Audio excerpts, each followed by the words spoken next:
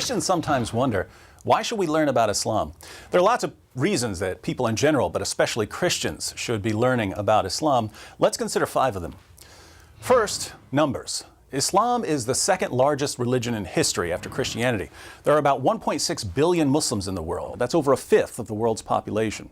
There are currently more than 1,200 mosques in the United States and more than 6,000 in Europe. And according to many sources, Islam is the fastest growing religion in the world.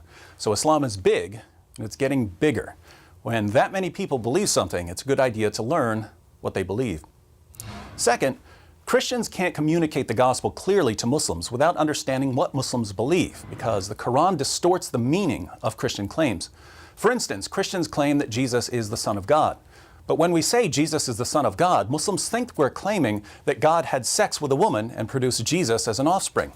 They believe this because the Quran says, "How can Allah have a son when he has no wife?" Surah 6, verse 101.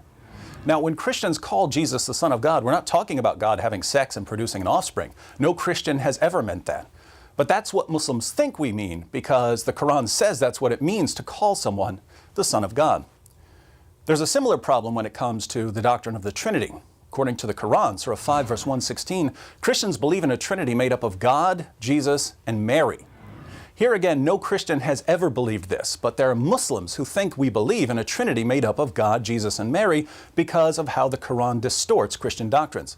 So if we don't know what Muslims believe, we won't understand how they're misinterpreting what we say when we preach the gospel. Third, Muslims are trained to challenge the core doctrines of Christianity. Jesus taught his followers lots of things, but when they preached the gospel in the book of Acts, they preached that Jesus is the divine Son of God who died on the cross for sins and rose from the dead. Deity, death, and resurrection.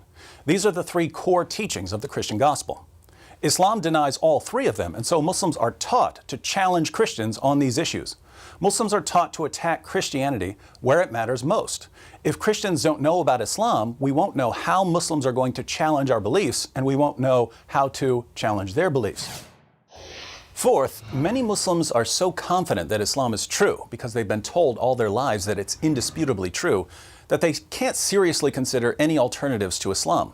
My best friend in college was a Muslim. That's why I started studying Islam. We talked about Christianity for a couple of years, but he was so confident that Islam was true, he really wasn't taking Christianity seriously.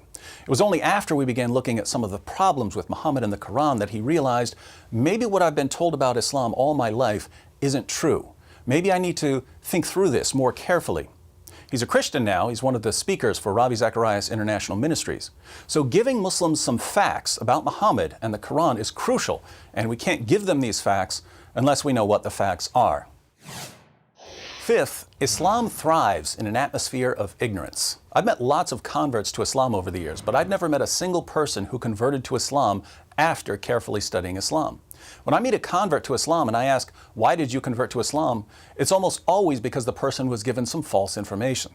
The reason so many people fall for this false information is that there's a general atmosphere of ignorance about Islam, which allows Muslim preachers to say pretty much whatever they want because no one's going to correct them. These preachers are then free to adapt their message to the values of their audience. In the West, we believe in women's rights. So the Muslim preacher says, "You believe in women's rights? Muhammad was a champion of women's rights. He was probably the greatest defender of women who ever lived." People in the West usually have a high respect for science. So the Muslim preacher says, "The Quran is filled with scientific claims that could only be verified centuries after Muhammad's death. Science proves that Islam is the truth." In an area where no one knows much about Islam, many people believe what they hear from these Muslim preachers and they convert to Islam. The only way this is going to stop is if we get to a point where we know enough about Islam to refute false claims. When a Muslim preacher says Muhammad was a champion of women's rights, hands need to go up to question him about Quran verses that refute him. So Islam is already a massive religion and it's growing rapidly. Muslims often don't understand the gospel because they're misinterpreting our claims based on the Quran's distortion of our claims. Muslims have been taught to criticize core Christian doctrines. Many Muslims can't take the gospel seriously until their own beliefs have been challenged, and people are converting to Islam based on false information.